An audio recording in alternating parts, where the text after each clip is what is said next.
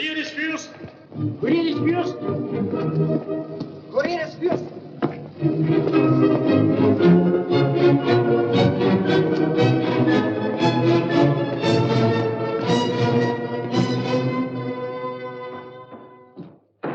Melden Sie mich bitte seiner Durchlaucht. Seine Durchlaucht haben Gäste. Ich komme mit einer Nachricht von höchster Wichtigkeit für seine Durchlaucht und seine Gäste.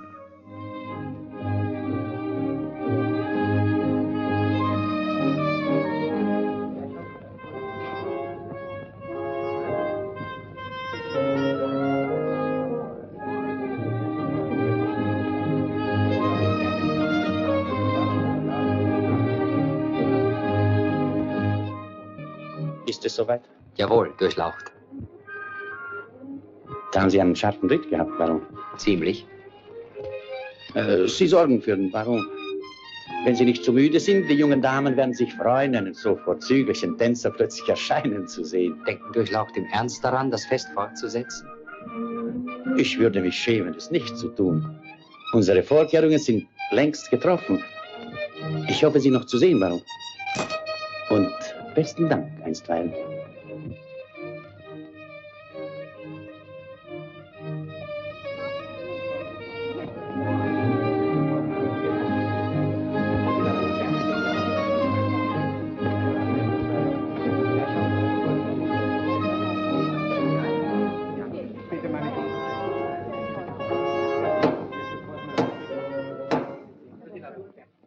Meine Damen und Herren, soeben erhalte ich die Nachricht, dass sich Napoleon Bonaparte im Anmarsch auf Wien befindet.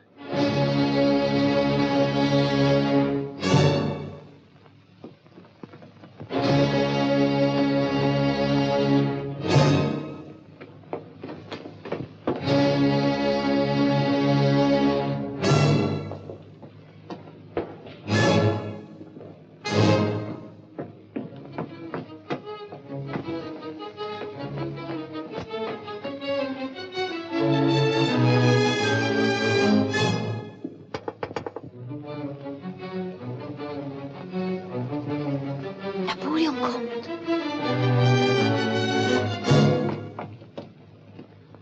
Napoleon?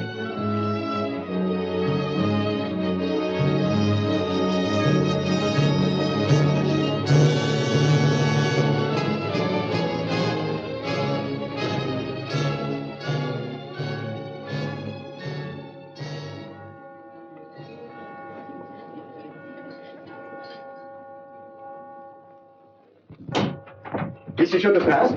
Napoleon hat gefordert. Ja, Napoleon kommt. Ganz Wien ist abgereist. Was ist das schon dabei? Einquartierung, Musik, Tanz? Ihr werdet euch wundern, wie die Gulden durch die Finger rollen, oder nicht? Gulden und vielleicht auch Köpfe. Warum? Was die Richtigen sind? Ich denke, um die Herzen geht es ihm. Nicht um Köpfe, heißt es. Ich bin skeptisch. Ich glaube nicht daran. Ich auch nicht. Er kommt mit Kanonen. Kanonen aber und Menschlichkeit haben nichts miteinander zu tun. Diesbezüglich kenne ich die Welt besser. Nein! Ihr habt Unrecht. Napoleon bringt die neue Zeit, den neuen Menschen. Eine Welt, wie sie Gott einmal für uns gewollt hat. Wie der Sturm, das dürre Laub, so wird er die Gesellschaft durcheinanderwirbeln. Seinen Fahnen flattern die Parolen der großen Revolution. Freiheit, Gleichheit, Brüderlichkeit. Die Herrschaft der Marionetten geht zu Ende. Was will ich schon für sie? Ein Lakai mit Talent. Der Lakai wird geduldet, das Talent bezahlt. Mit euch ist es genauso. Napoleon wird das ändern. Der kommt aus dem Volk. Nein, die Kunst muss frei sein. Ohne Auftrag, ohne Zwang. Ihm werde ich ein neues Werk schreiben. Eine Symphonie. Eine Symphonie der Macht, der Größe und der Herrlichkeit.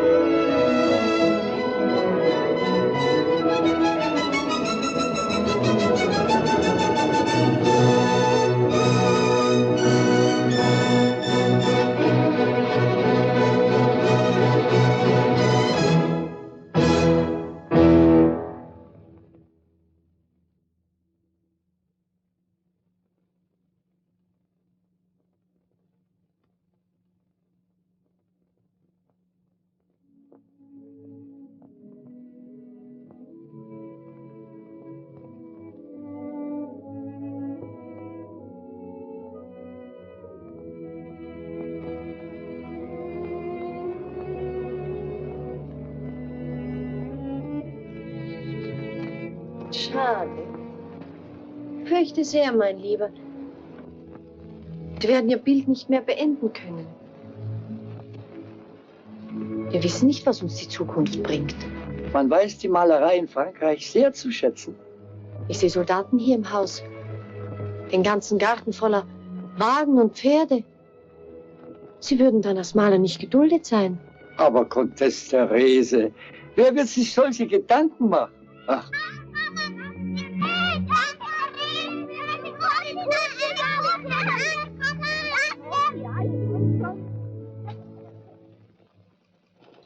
Vorsicht, meine Hüte!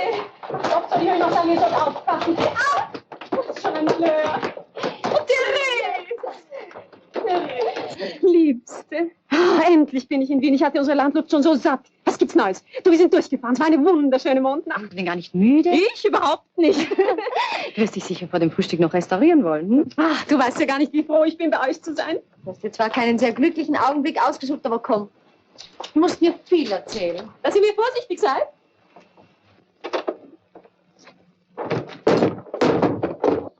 Wie lange war ich jetzt nicht mehr in Wien? Das muss doch über ein Jahr sein. Es ist nicht zu glauben. Eine Schande. Du musst mir jetzt der Reihe nach alles erzählen. Was gibt's Neues bei Hof? Die gleichen Intrigen, die gleichen Amuren, der gleiche Klatsch. Augenblicklich wird fieberhaft gefackt. Warum? Napoleon hat sich etwas gewaltsam angesagt. Man wünscht ihm lieber nicht zu begegnen. Vielleicht werden auch wir bald fieberhaft packen. Oh, das fällt mir doch nicht ein, jetzt, wo ich endlich in Wien bin. Das geht mich dieser ekelhafte Kerl an. Ich will tanzen, Konzerte besuchen, ins Theater gehen.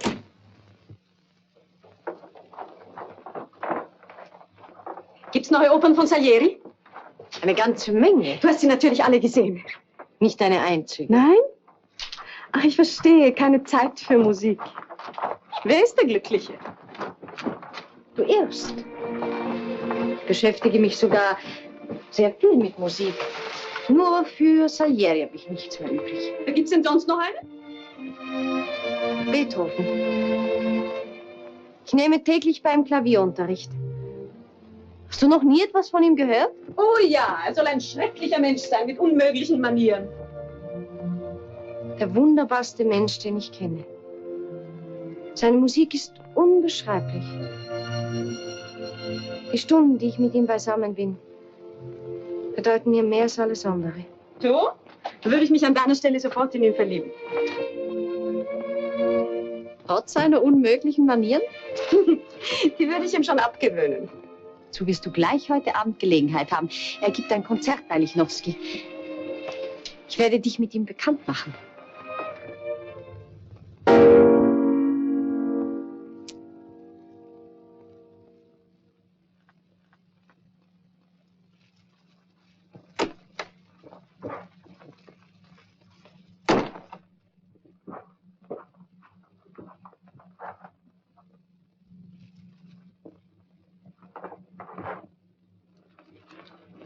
Amanda, du. Ich arbeite an meiner neuen Symphonie. Die Sätze stehen schon fest. Sie wird ein Hymnus. Ich werde sie die heldische. Eroica soll sie heißen. Und Napoleon Bonaparte gewidmet sein. Auch wenn du dagegen bist, Amanda. Es ist ganz gleich, wem du deine Musik widmest. Wichtig ist, dass sie entsteht. Dein Werk wird immer Gültigkeit besitzen. Selbst wenn dich dann Napoleon einmal enttäuschen sollte. Du verstehst die Revolution nicht. Siehst keine Feuer brennen, hörst nicht den Sturm, der diese Massen treibt. Du weißt ja nicht, was Freiheit ist.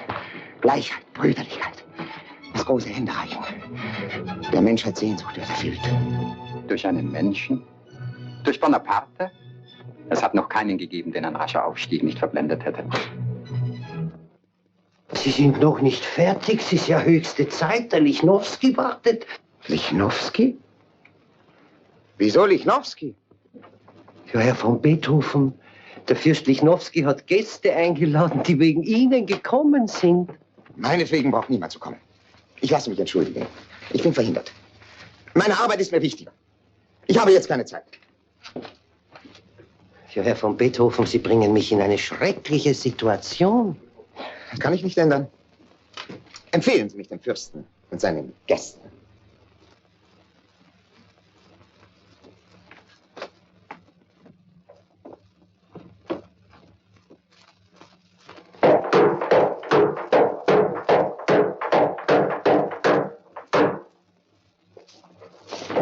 willst du hin? Ist Herr van Beethoven zu Hause? Die ganze Nacht haben wir keinen Abend zugemacht. So, dass der Riemen auf dem Klavier. Und jetzt ist er meist am Start. Ja, schauen Sie auf. Vielleicht ist er Saß oder seine Haushälterin.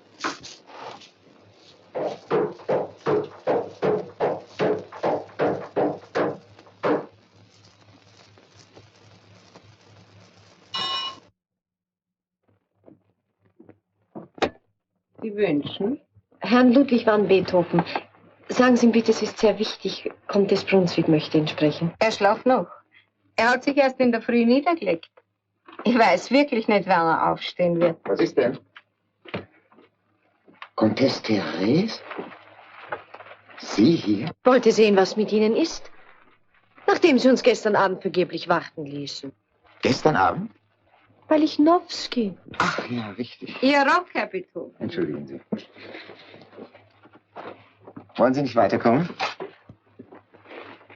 Und nachmittags sind Sie auch nicht zur Stunde gekommen. Ich habe gewartet. Ich weiß, ich bin manchmal ein schrecklicher Mensch, unhöflich und verletzend. Nein, für mich sind Sie das nie. Sie haben gearbeitet? An etwas Schönem? Ja, ich glaube an etwas Großem diesmal. Es hat mich sehr gepackt und aufgewühlt.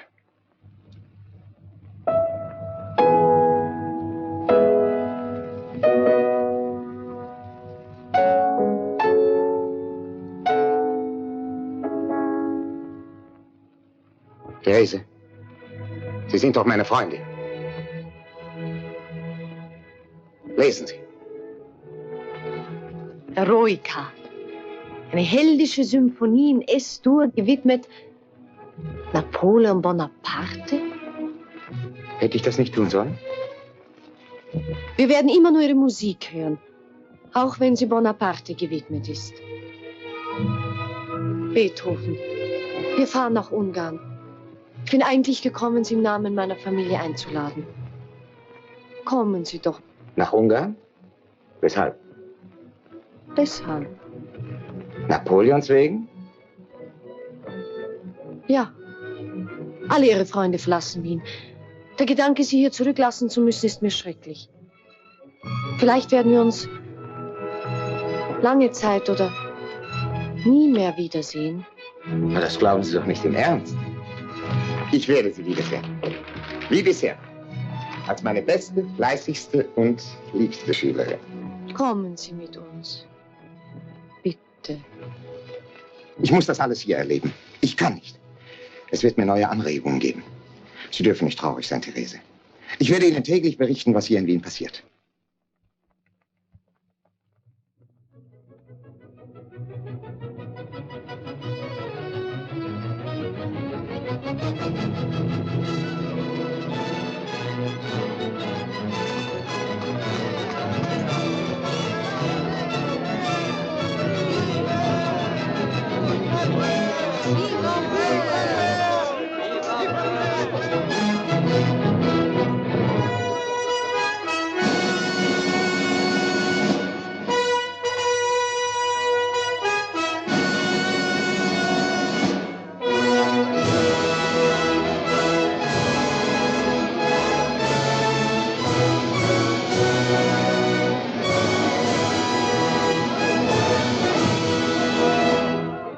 Der Kaiser befiehlt!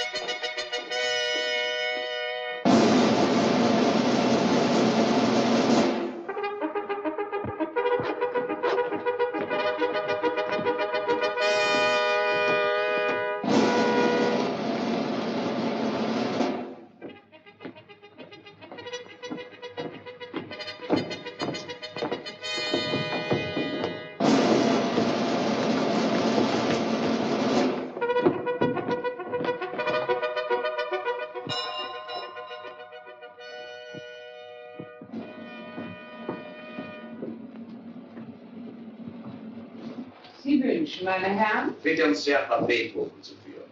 Bitte.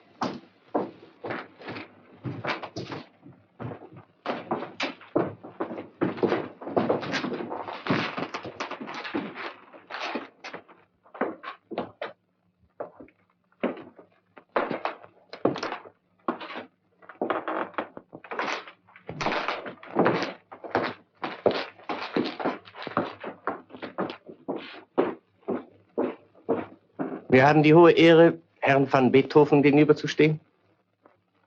Vicomte Jourdan, Kapitän Projac, Marquis de Valois. Seine Majestät, der Kaiser von Frankreich, bittet Sie durch uns, ihm im Schloss Schönbrunn die Ehre Ihres Besuches zu erweisen. Seine Majestät hat den Wunsch, eine Probe Ihres Talents, von dem in Wien behauptet wird, dass es seinesgleichen auf der ganzen Welt nicht mehr gäbe, morgen Abend 7 Uhr vorgeführt zu bekommen.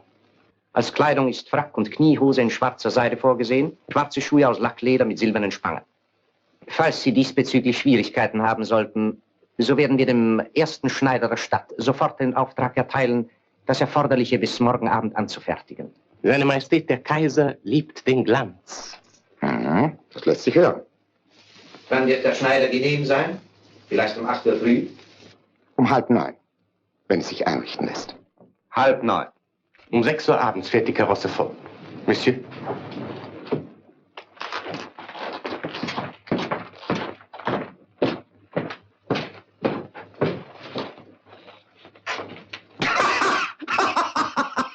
Seide und silberne Schnallen.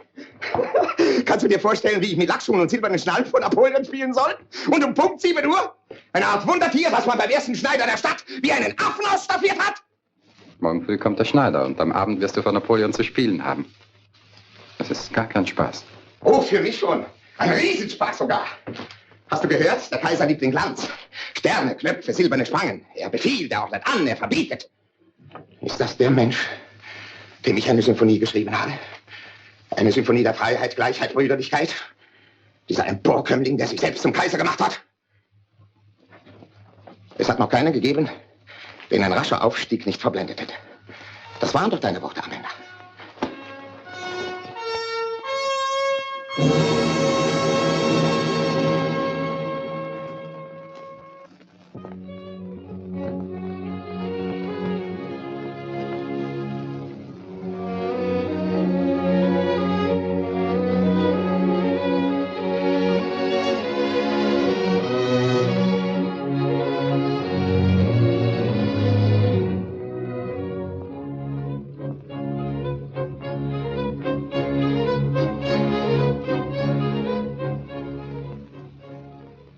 Du machst alles ganz falsch.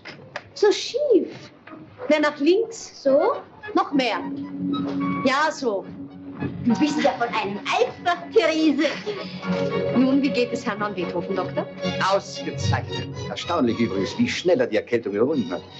Ich verstehe da bis heute nicht, wie er diese Reise in einem durchlöcherten Wagen bei schrecklichstem Wetter antreten konnte. Er hätte vor Napoleon spielen sollen. Stattdessen hat er den nächsten Wagen genommen und ist zu uns nach Ungarn gefahren. Ich bin so froh, dass er wieder gesund ist und heute Abend spielen wird. Sie kommen doch. Adieu, Doktor. Siehst du, so ist es gut.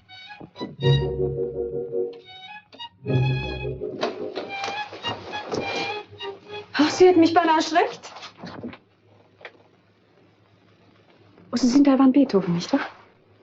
Ich bin Countess Guicciardi. Giulietta Guicciardi. Sie dürfen mir die Hand reichen und guten Tag sagen. Eigentlich hätte ich Sie schon in Wien kennenlernen sollen, im Haus des Fürsten Lichnowsky. Aber während jenem Abend nicht in Stimmung war zu erscheinen, war ein gewisser Herr van Beethoven. Verzeihung, Comtesse. Oh, bitte, bitte, Künstler haben ihre Launen. Aber heute Abend werden Sie doch spielen. Oder wieder nicht? Es wird mir eine besondere Ehre sein, Ihnen mit meinem Spiel Vergnügen zu bereiten.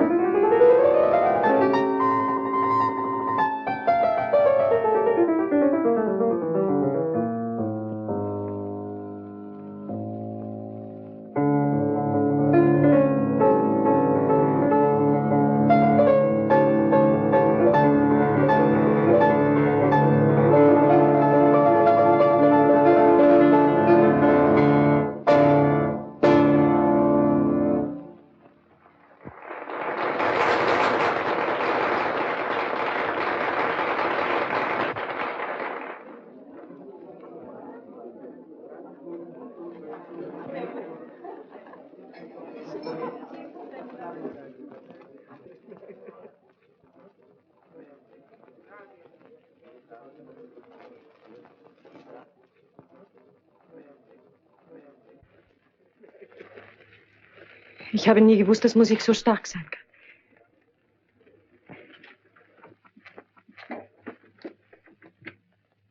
Was sind Sie für ein Mensch, Beethoven? Ihr Spiel war eine einzige tiefe, wunderbare Sprache. Und denken Sie mir wahr, hätte ich jedes Ihrer Worte verstanden. Es war auch jedes Wort für Sie bestimmt. Wirklich?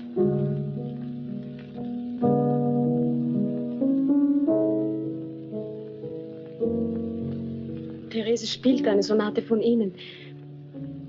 Sie müssen mir verzeihen, dass ich so einfach zu Ihnen komme und Ihnen sage, was ich denke und fühle. Oh, bleiben Sie lang bei uns. Wir müssen uns oft sehen. Können Sie reiten? Ich habe wunderbare Pferde. Reiten ist das Schönste auf der Welt. Und Sie dürfen nie mehr spielen, ohne dass ich es höre. Versprechen Sie mir das? Warum sehen Sie mich so an? Ich bin misstrauisch.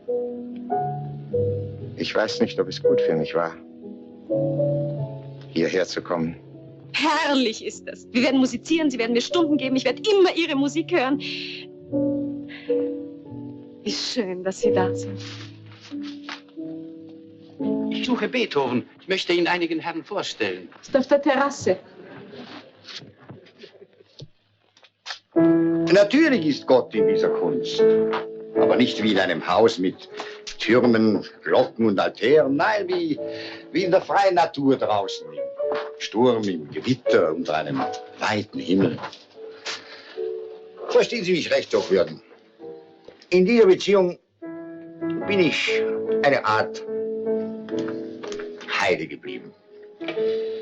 Ich finde meinen Gott nur in seiner weiten, unendlichen Schöpfung. Und genau so einer ist auch er. Na, da bin ich nicht so ganz sicher, Doktor, dass Herr von Beethoven Gott gegenüber ebenso empfindlich sein sollte wie Sie. Wenn man Gott in seinem Herzen hat, so hat man ihn überall. Da hier in dem Raum, in der Natur draußen, in der Kirche. Warum aber da weniger sein sollte, wohin die mühseligen, die Beladenen kommen und ihm um etwas zu bitten und ihm zu danken, das verstehe ich nicht. Ich kann mir sehr gut vorstellen, dass Herr von Beethoven groß und stark genug ist, um vor seinem Gott das Knie zu beugen. Auch in meiner kleinen, einfachen Landkirche. Am Sonntag will ich Ihnen recht geben, Hochwürden. In meiner Art.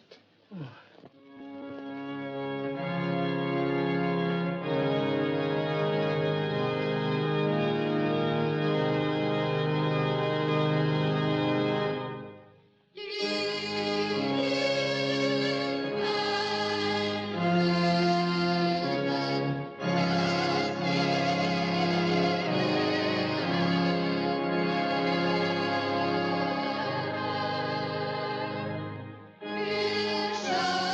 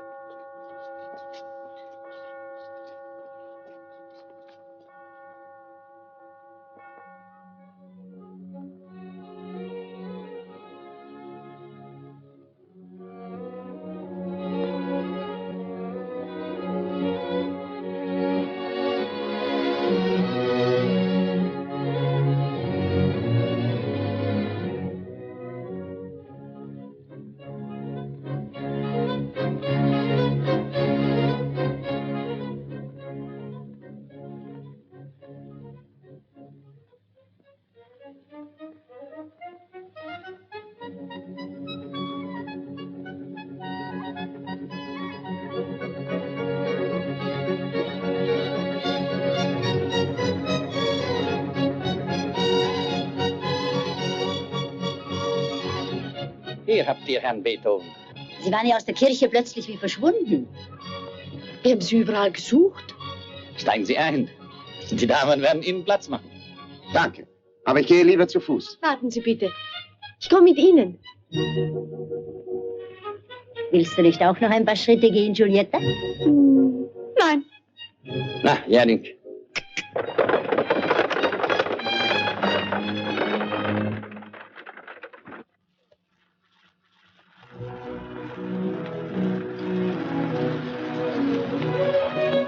Ist es nicht schön bei uns? Diese Weite, der Himmel, ach, dieser tiefe Friede. Alles ist so gütig und mild unter dieser Sonne. Kaum eine Wolke weit und breit. Aber Sie hören mir gar nicht zu. Oh ja, kaum eine Wolke weit und breit. Das sagten Sie doch. In mir ist ein Glück, Therese, von dem ich zu keinem Menschen sprechen kann. Die ganze Luft ist voll von Tönen. Alles zittert und klingt. Eine neue, helle Symphonie. Ich bin so froh, dass Sie da sind. Kein Krieg, keine Politik und kein Napoleon. Ah, sagen Sie nichts gegen Napoleon. Ohne ihn wären Sie nicht da. Nicht ohne Sie, Therese. Wirklich? Ich habe mich schon lange nicht so wohl gefühlt. Sie haben mir nie etwas von Ihrer Cousine erzählt. Von Giulietta? Ja. Was hätte ich Ihnen von ihr erzählen sollen? Dass sie Vergnügen daran findet, den Herrn der Schöpfung die Köpfe zu verdrehen und damit meist großen Erfolg hat. Haben Sie mir vielleicht diesbezüglich ein Geständnis zu machen, Herr von Beethoven? Aber nein, Therese. Comtesse Giulietta ist nur so ganz anders als Sie. Sie muss eine glückliche Art haben, mit ihrem Leben fertig zu werden.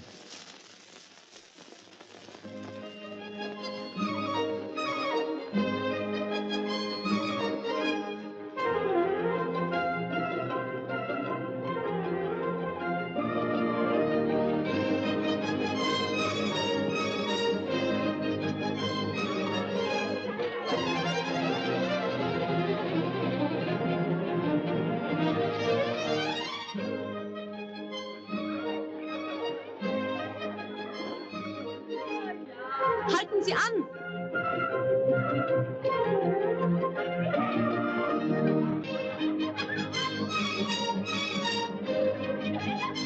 Ich komme gleich wieder. Wir spielen dann Fender. Ach, Unsinn.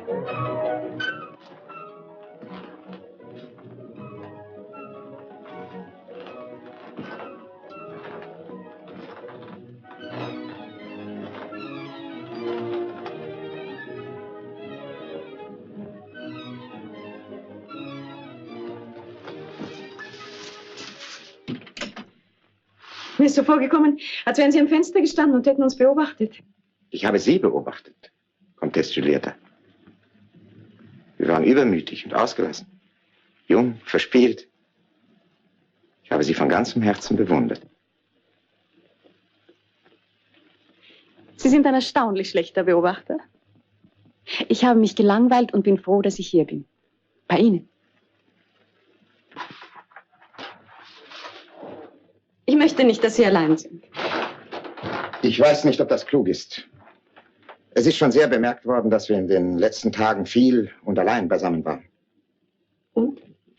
Es ist besser, ich bringe Sie zu Ihrer Gesellschaft zurück. Ich wünsche nicht, dass Sie durch mich in irgendwelche Unannehmlichkeiten kommen. Sie schicken mich fort? Nein, Giulietta. Ich bitte Sie nur, vernünftig zu sein. Sie vergessen die Rücksichten, die Sie Ihrem Stande schuldig sind. Ich habe nichts vergessen. Ich weiß, was ich tue.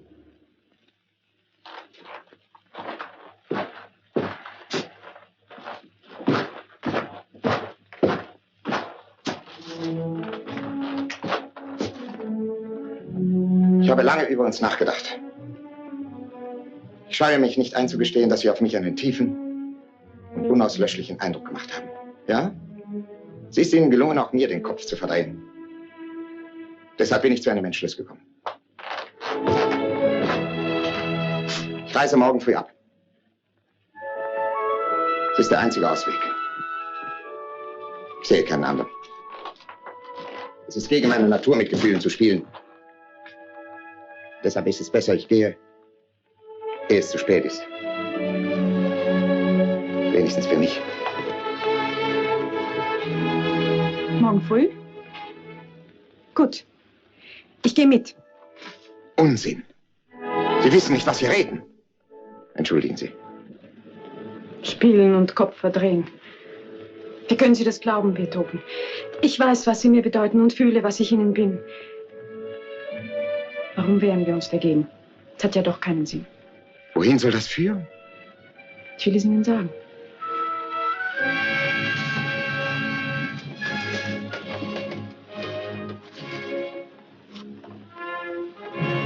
Ich bin mit einem Grafen Gallenberg so gut wie verlobt. Er wird in den nächsten Tagen zu Besuch kommen. Man hat nicht versäumt, mir davon Mitteilung zu machen. Ich werde ihm erklären, dass jemand in mein Leben getreten ist, der seine Bewerbung zwecklos gemacht hat. Sie, Beethoven.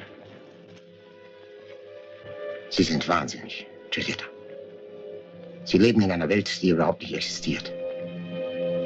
Haben Sie bedacht, wer ich für Sie bin? Dass ich nichts besitze, um Ihnen ein Leben zu bieten, wie Sie es gewohnt sind? Nein. Haben Sie bedacht, dass Ihre Kaiser eine Verbindung mit mir niemals tolerieren werden? Nein.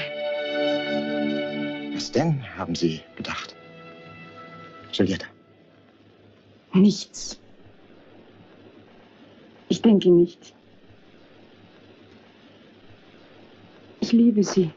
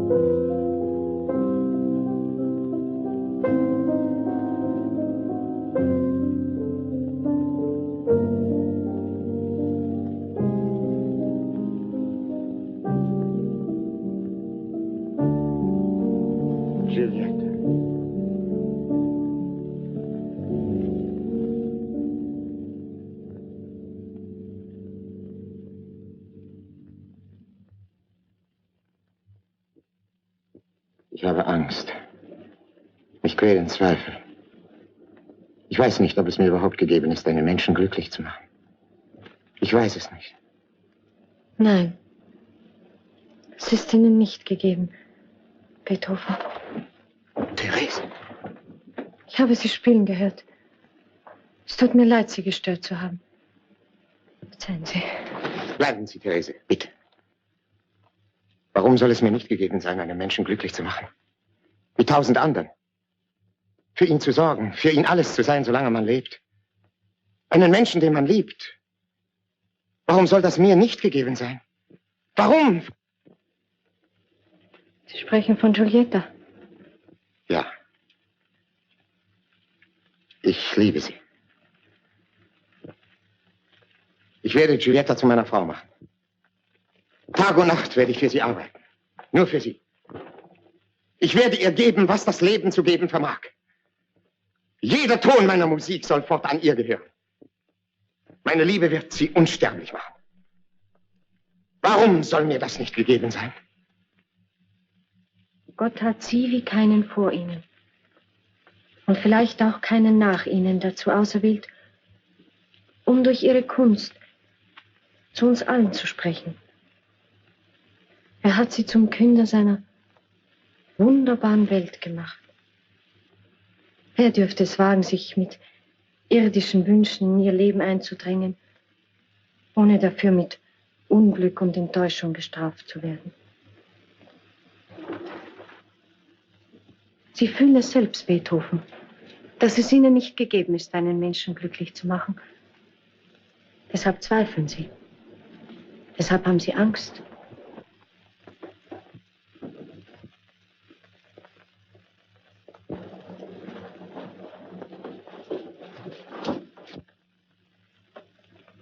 Es ist ihre Bestimmung, einsam zu sein.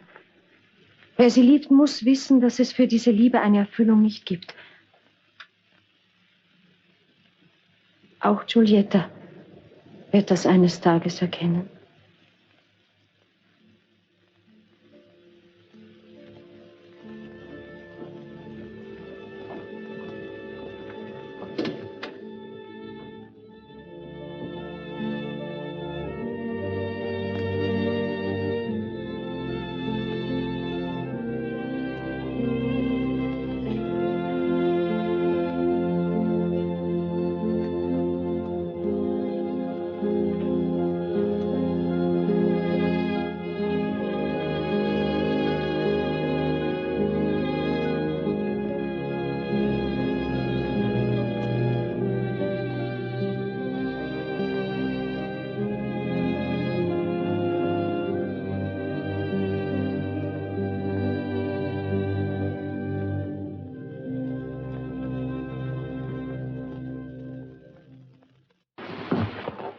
Kommt denn heute niemand zum Frühstück? Leute, ja noch einmal, ja?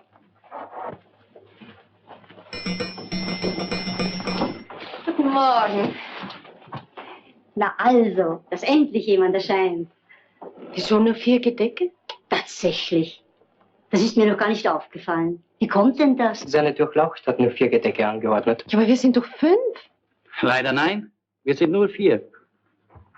Herr van Beethoven lässt sich entschuldigen. Er ist abgereist, heute früh mit der Post. Bei Nacht und Nebel verlässt er das Haus, ohne einem Menschen etwas zu sagen? Das sieht ihm ähnlich. Er hat einige Zeilen zurückgelassen, aber ich werde nicht ganz klug aus ihnen. Ich werde euch gleich vorlesen, was er geschrieben hat.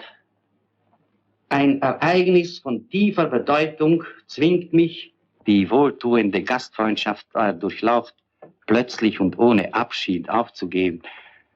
Das Schicksal wünscht nicht, dass ich mein Augenmerk anderen Sterblichen gleich auf die Annehmlichkeiten des Daseins richte. Ich verlasse sie in einem Zustand qualvoller Verwirrung, in dem ich sie bitte, ihrer edlen Gemahlin, meiner ältesten und teuersten Freundin, die ergebensten Grüße auszurichten und in dem ich sie weiter bitte, die Komtessen Therese und Giulietta meiner tiefsten Verehrung zu versichern, bin ich ihr unsteter und oft verzagter Ludwig van Beethoven. 1000 Dank für alles. Wie gesagt, ich werde nicht klug aus diesem Schreiben. Weiß Giulietta schon davon? Ich glaube nicht. Ich werde nachsehen, wo sie so lange bleibt. Die Mädchen werden doch damit nichts zu tun haben. Ich bin nicht so sicher. Kopflose Entschlüsse bei Männern sind ohne Frauen nicht denkbar.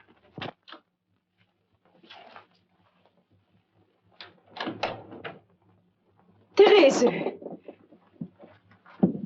Ach, Therese, wie gut, dass du gekommen bist. Denk dir, ich muss dir etwas erzählen, bevor wir hinuntergehen. Komm, setz dich, es ist wichtig. Ich komme ohne dies immer zu spät zum Frühstück. Therese, ich habe fast die ganze Nacht nicht geschlafen. Ich weiß nicht warum, ich kann es mir nicht erklären. Ich war viel mit Beethoven beisammen. Aus einer tiefen Sympathie ist Liebe geworden. Therese, wirkliche, große Liebe. Ich war gestern Abend der glücklichste Mensch, den du dir vorstellen kannst. Du warst es? Bist du es denn nicht mehr? Natürlich bin ich es noch. Ah, Therese. Gestern haben wir Pläne gemacht für die Zukunft. Es werden noch 1000 Schwierigkeiten zu überwinden sein. Die Zustimmung meiner Eltern und seine unsichere Stellung, aber das macht alles nichts. Er wird auf Konzertreisen gehen durch ganz Europa, er wird großen Erfolg haben. Man wird mich beneiden und bewundern. Oh, du weißt ja nicht, was er für ein Mensch ist. Niemand weiß es.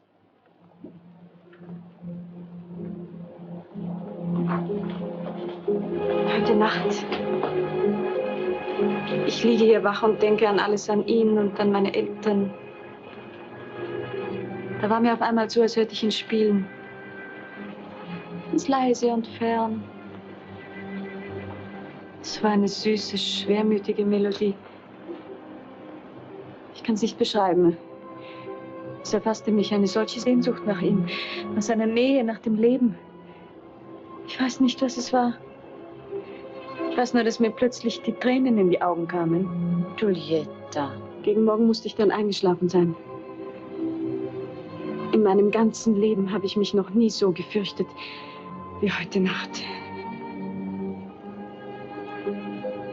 Warum siehst du mich so an? Seltsam, Giulietta, dass du heute Nacht nicht schlafen konntest und Furcht hattest. Beethoven ist heute früh abgereist. Was? Was sagst du? Ja, er ist abgereist. Er hat ein paar Zeilen für Lichnowsky zurückgelassen, aus denen weiter nichts zu entnehmen ist. Er lässt dich und mich grüßen. Oh, Therese. Du hast dich nicht getäuscht. Er hat gestern Abend noch gespielt. Er war voller Angst und Zweifel, wie du. Weil er gefühlt hat, dass eure Pläne niemals Wirklichkeit werden können. Einen Augenblick hat er es vergessen. Nur einen Augenblick. Dann ist er abgereist.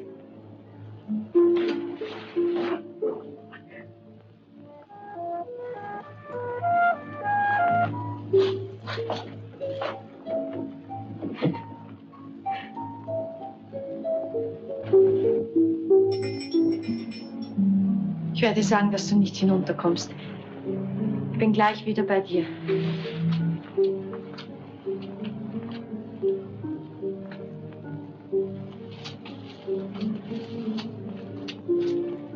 Giulietta. Du bist jung und schön. Wir beide haben noch das ganze Leben vor uns. Lass Beethoven seine Einsamkeit. Er dankt uns dafür mit seiner Musik. So kannst du ihn wirklich lieben.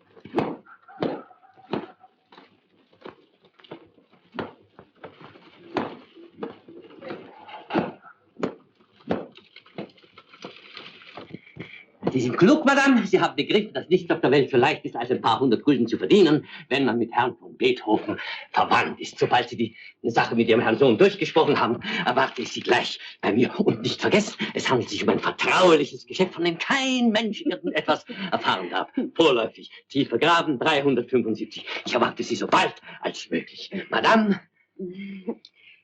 Karl? Gott, bin ich aber jetzt erschrocken. Wieso bist du denn heute schon da? Mein Sohn. Sehr erfreut. So also sieht ein Beethoven aus. Großartig. Sie gefallen mir, junger Mann. Ihre Frau Mutter wird Ihnen erklären, weshalb ich hier vorgesprochen habe. Au revoir. Madame?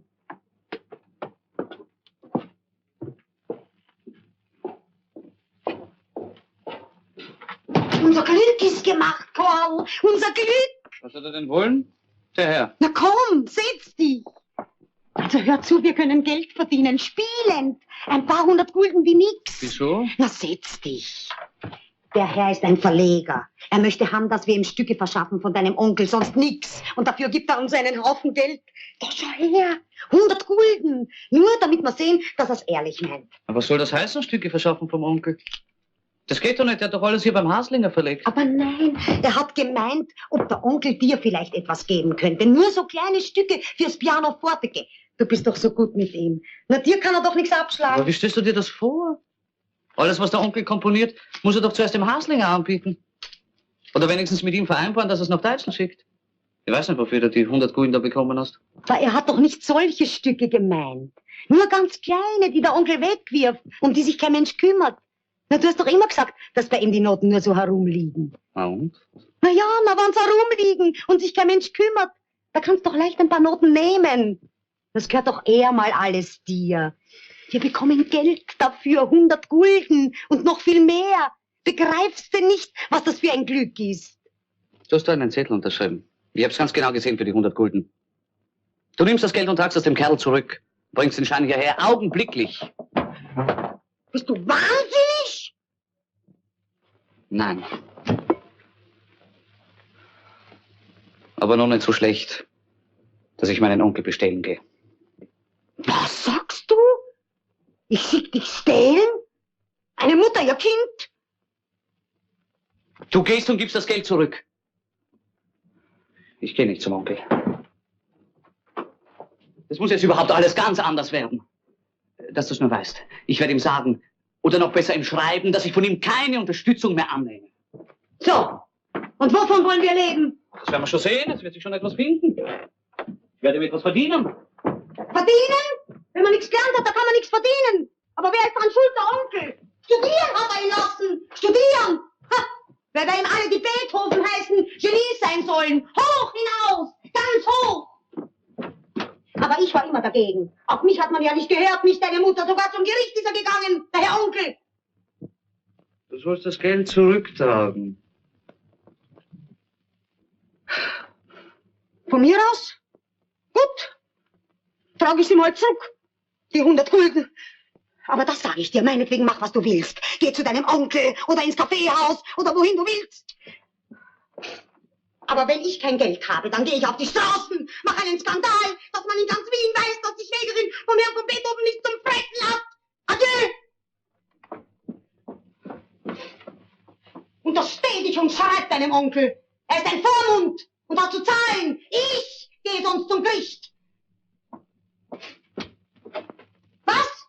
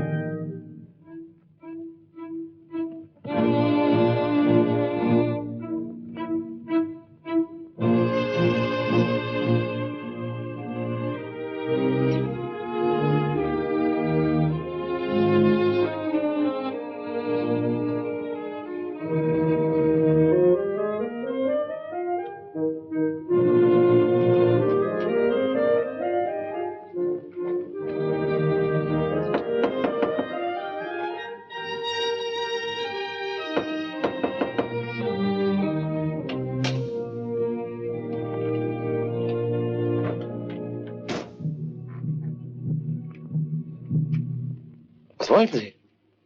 Können Sie nicht anklopfen? Ich habe so zweimal geklopft.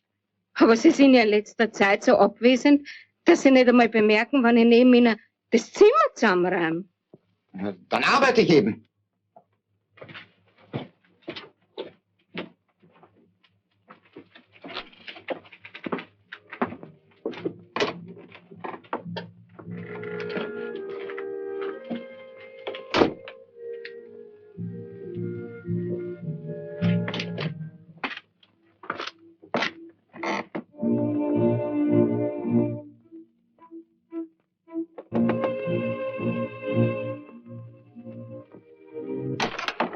Was wollen Sie schon wieder? Bringen Sie mir meinen Mantel. Hören Sie nicht?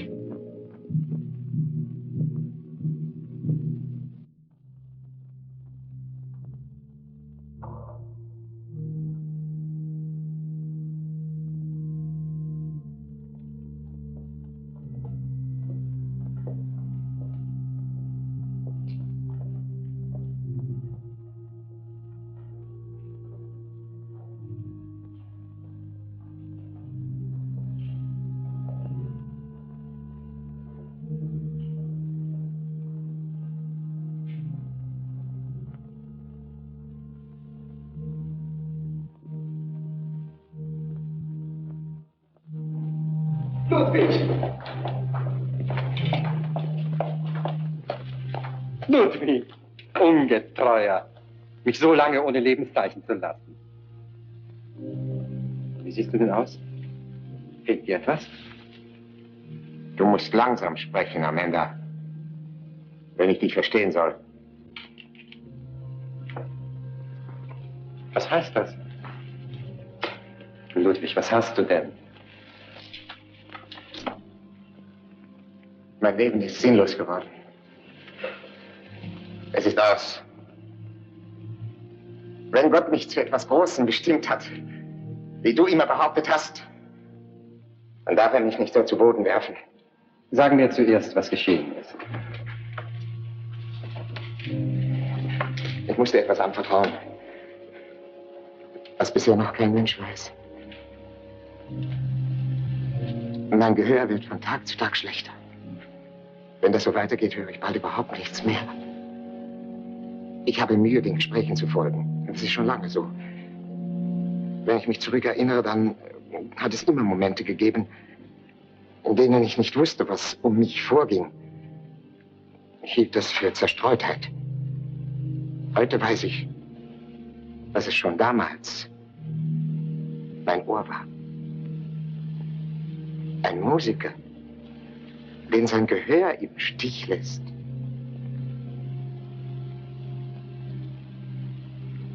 Bis jetzt habe ich es mühsam verheimlichen können. Aber wie lange noch? Und dann?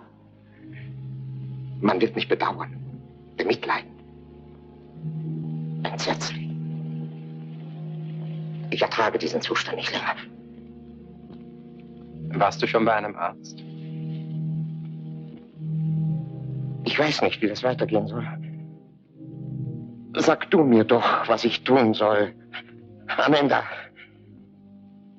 Wenn es Gottes Wille ist, dass ich taub werde, dann verstehe ich diesen Willen nicht. Dann brauche ich nicht mehr zu arbeiten. Dann nehme ich keine Feder mehr zur Hand. Dann ist es eben aus. Ich habe dich gefragt, ob du schon bei einem Arzt warst. Ach, um festzustellen, dass ich nicht mehr höre, brauche ich keinen Arzt. Aus mit Beethoven. Aus mit seiner Musik.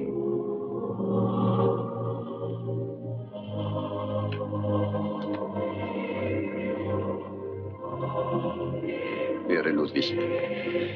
Du musst mich ansehen. Gott prüft, die er liebt. Und ich weiß, er liebt dich sehr. Wie kannst du aufbegehren gegen ihn? Du bist das Werkzeug in seiner Hand. Warum muss ich dann mein Gehör verlieren? Warum, Amanda? Um eine Musik zu vernehmen, wie sie eines Menschen Ohr noch nie vernommen hat. Eine Musik der Freude, der Zuversicht und des Glaubens. Eine Musik, wie sie Engel im Himmel anstimmen.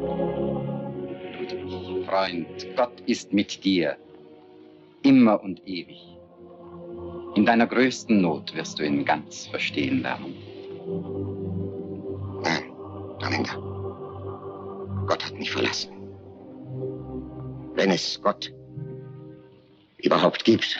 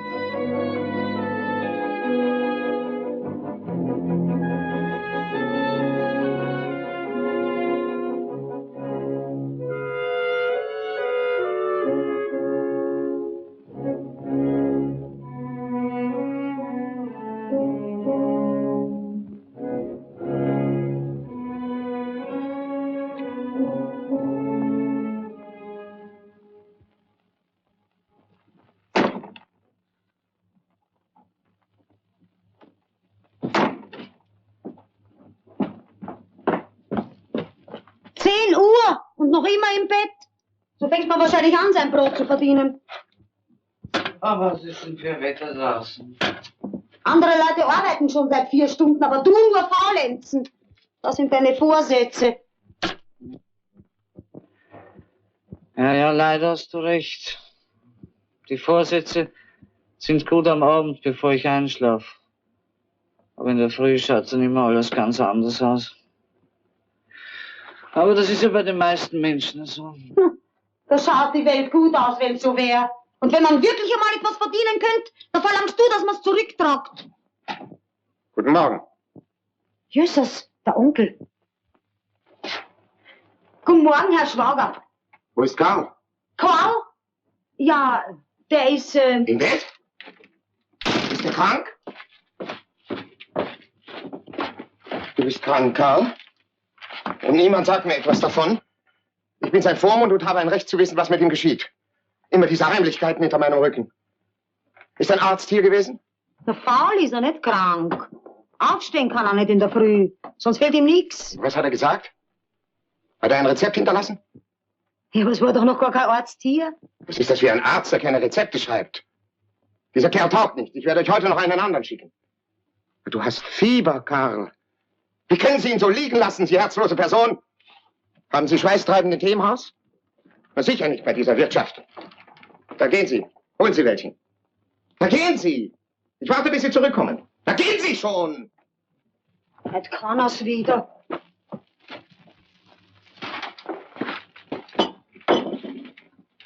Mit der Gesundheit darf man nicht spaßen. Denn das rächt sich. Früher, als man denkt. Ich müsste mich ja viel mehr um dich kümmern. Aber die Arbeit, Sorgen, du weißt ja, wie es mir geht. Oder vielmehr, du weißt es nicht. Du brauchst es auch gar nicht zu wissen. Du warst jetzt schon lange nicht hier, Onkel. Ich wollte eigentlich... Onkel? Ich mache mir in letzter Zeit viel Gedanken um dich. Was mit dir sein wird, wenn mir etwas passiert. Ich meine, wenn ich krank werde oder nicht mehr arbeiten kann. Sowas kann ja vorkommen. Was in meinen Kräften steht, habe ich für dich getan.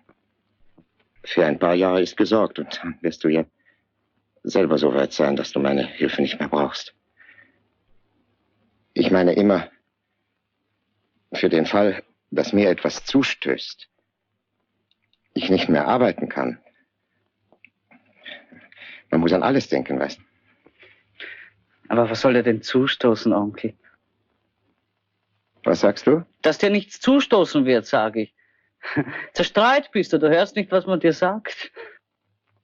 Streiten? Ach, ich will gar nicht streiten. Sie ist deine Mutter und ich will nichts Schlechtes über sie sagen. Aber sie ist nach wie vor nicht der richtige Umgang für dich. Und schau, wie es hier aussieht. Das müsste doch nicht sein. Ich gebe euch doch genug. Aber scheinbar versteht sie es nicht. Sie hat meinem Bruder schon genug zu schaffen gemacht. Nimm dir kein Beispiel an ihr. Das hätte ich mir denken können, dass sie meinen Buben wieder aufhetzen gegen mich, wenn ich sie einen Augenblick allein lasse mit ihm. Schimpf nicht, Mutter, das hat keinen Sinn. Ich glaube, er hört dich gar nicht. Was?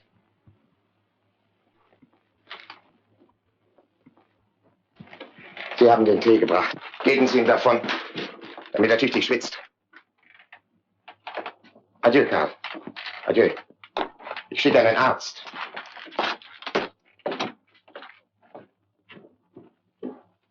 Er hört nicht?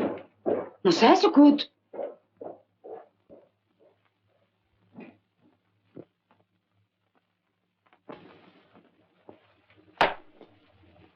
Schach. Oh. Und wovon handelt die neue Oper? Von der Freiheit gegen die Tyrannei. Ich ziehe so. Ah. Von der Freiheit. Ich erinnere mich, wie wir hier an dieser Stelle gesessen sind. Der eine Symphonie der Größe und der Herrlichkeit hat schreiben wollen, die er auch geschrieben hat.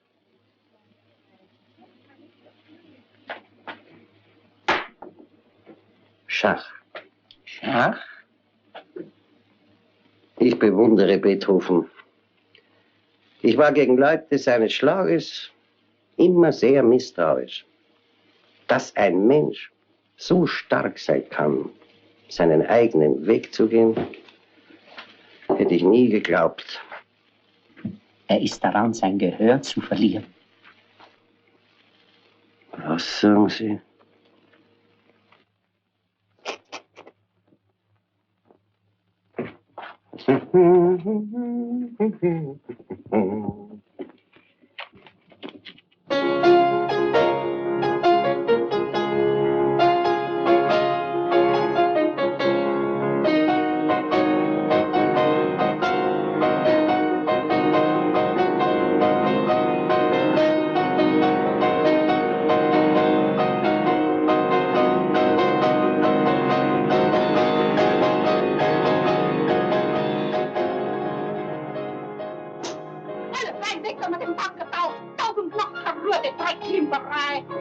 So ein Verhör mit der eigenes Wort kann man verstehen. Ich möchte nur wissen, was der Hausmeister eigentlich tut. Herr Lenkner! Ja, wird immer mehr länger zum Morgen.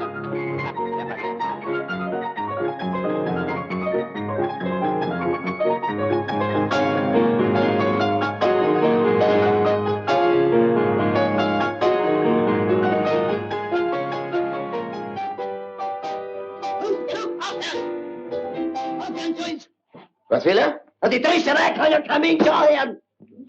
Was? Er wagt es, mich zu stören? Hinaus! Sie dürfen sich nicht so aufregen, Herr Beethoven, mitten in der Arbeit. Hinaus! Nein!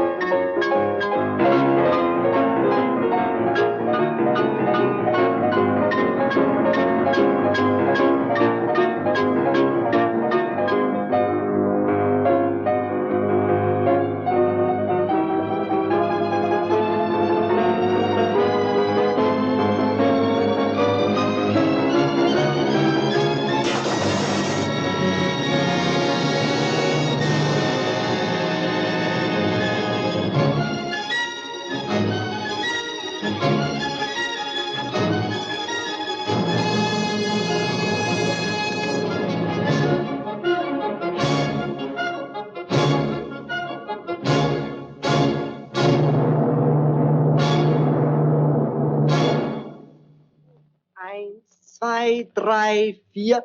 1, 2, 3, 4. 1, 2, 3, 4. 1, 2, 3, 4.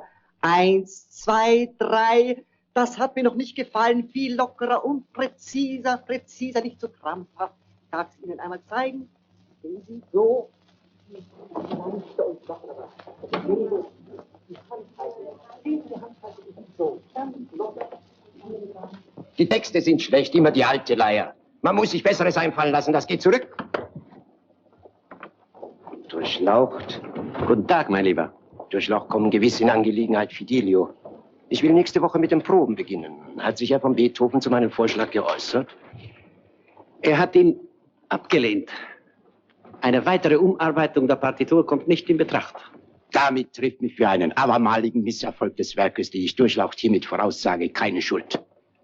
Die Oper ist zu schwerfällig, für die Sänger undankbar, geht überhaupt nicht ins Ohr, hat grässliche Längen, ein unmögliches Textbuch, keinerlei Höhepunkt. Eine Instrumentierung, die im Konzertsaal vielleicht, in der Oper aber unter gar keinen Umständen angebracht erscheint. Demnach beginnen Sie also nächste Woche mit den Proben und bringen das Werk in 4 Wochen heraus. Was Ihre künstlerischen Bedenken betrifft, wir alle waren der Meinung, dass Haydn und Mozart nicht mehr übertroffen werden können. Für mich ist Mozart ein Gott, aber erschüttert und im Innersten aufgewühlt hat mich nur Beethoven. Es gibt Misserfolge, lieber Direktor, die dem Publikum zur Last fallen und nicht den Komponisten. Opernschreiber, die ihren und den Wünschen des Publikums entgegenkommen, gibt es genug. Beethoven nur einen.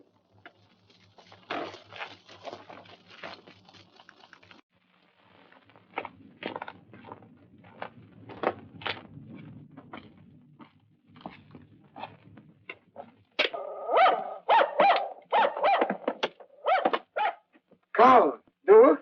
Wartest du schon lange auf mich? Komm bitte mal. Ich freue mich, dass du wieder einmal zu mir kommst. Warum lässt du mich so viel allein? Ich hab doch sonst niemanden. Onkel, ich hab's ja eilig. Und ich wollte dich eigentlich nur um etwas bitten. Ich würde Geld brauchen. Nicht viel. Geld? Wofür? Ich wünsche, dass du was Rechtschaffendes wirst. Aber Geld ist kein guter Anfang. Ich habe deinem Vater versprochen, für dich zu sorgen wie für einen Sohn. Aber ich sehe, du hast kein Ziel. Nur Vergnügen. Damit wirst du nicht weit kommen. Hier. Ich bin nicht so reich, wie deine Mutter immer erzählt. Karl, bleibe bei mir. Für ganz, wenn du willst. Ich nehme uns dann eine andere Wohnung, mit neuen Möbeln, so schön und so vornehm, wie du es nie gesehen hast. Ja, darüber reden wir noch. Vielleicht morgen, wenn ich Zeit habe, aber jetzt muss ich gehen. Adieu, Onkel. Besten Dank. Sehr am Hoge.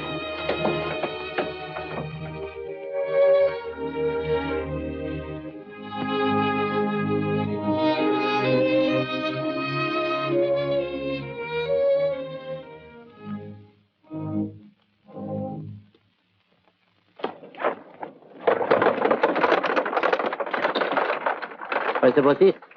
Hat er Ihnen das Geld gegeben? Morgen. Er hat nichts zu Hause. Er geht erst heute Abend zu seinem Verleger. Tut mir leid, Sie müssen sich noch gedulden. Ich weiß nicht, Herr von Beethoven. Wenn Sie mir da Geschichten erzählen. Ich? Was glaubst du, was das für eine Arbeit ist, bis ich meinem Onkel alles erkläre? Der hört doch nichts. Beethoven? Lassen Sie ihn noch nicht auslassen. Na, irgendwas, der hört nichts. Der ist fast taub. Da müssen Sie aber dazuschauen mit dem Geld.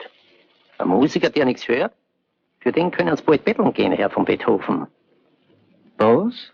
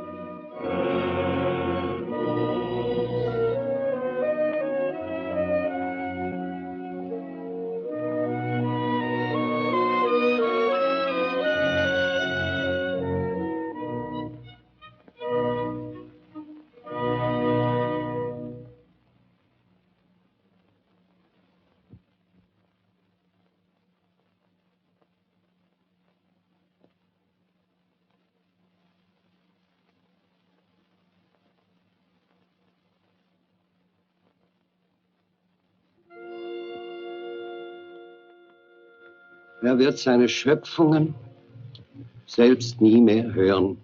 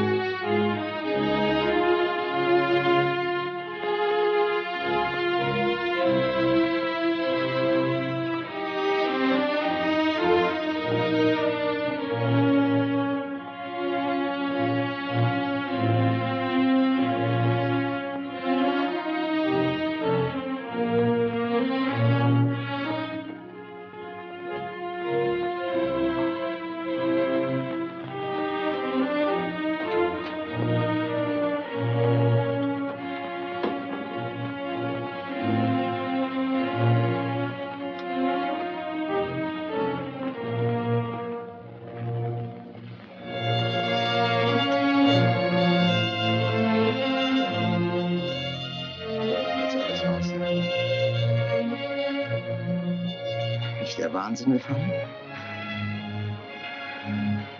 Was habe ich denn getan, dass ich so erbärmlich geschlagen werde? Herrgott, was habe ich denn getan? Ein gütiger, ein gerechter Gott?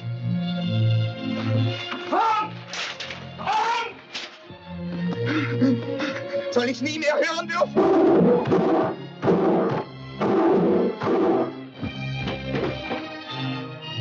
Mir erst die Macht zu geben und sie mir dann zu stehlen?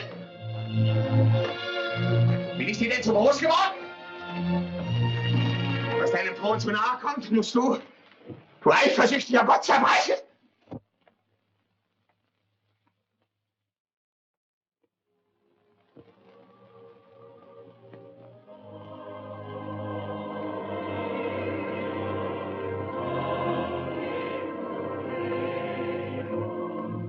Gott prüft, die er liebt. Und ich weiß, er liebt dich sehr. Wie kannst du aufbegehren gegen ihn? Du bist das Werkzeug in seiner Hand. Warum muss ich dann mein Gehör verlieren? Warum, Amanda? Um eine Musik zu vernehmen, wie sie eines Menschen Ohr noch nie vernommen hat. Eine Musik der Freude, der Zuversicht und des Glaubens. Eine Musik, wie sie Engel im Himmel anstimmen. Gut, Freund, Gott ist mit dir. Immer und ewig. In deiner größten Not wirst du ihn ganz verstehen lernen.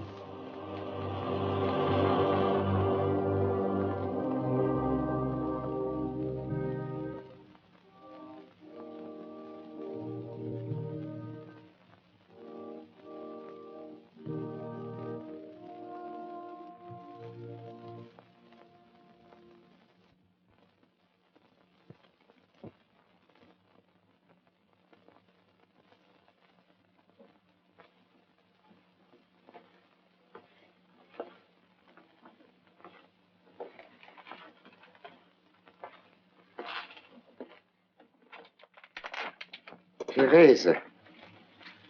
Schön, dass Sie wieder einmal zu mir gefunden haben.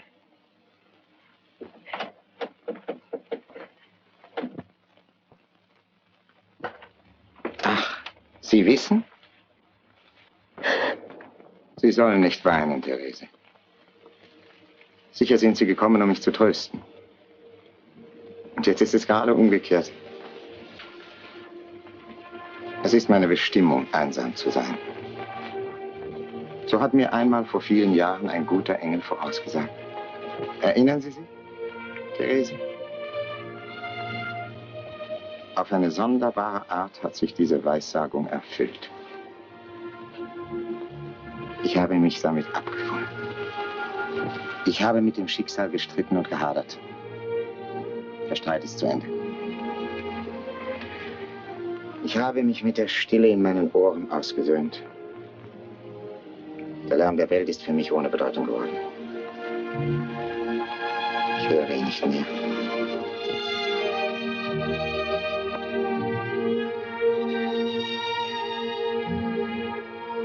In mir werden andere Töne und neue Stimmen lebendig.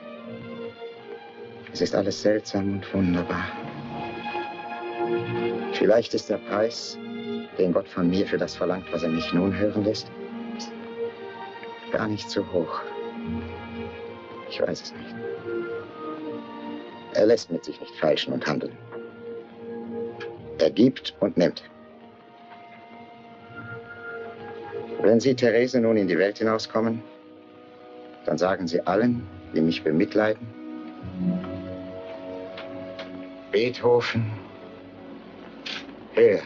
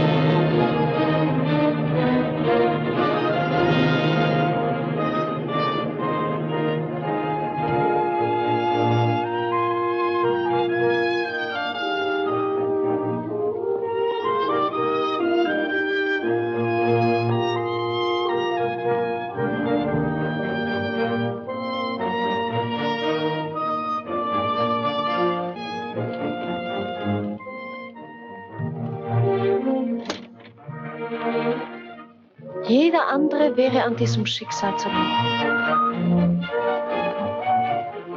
Er hat sich hingesetzt und arbeitet. Es war nicht Ende, sondern Anfang.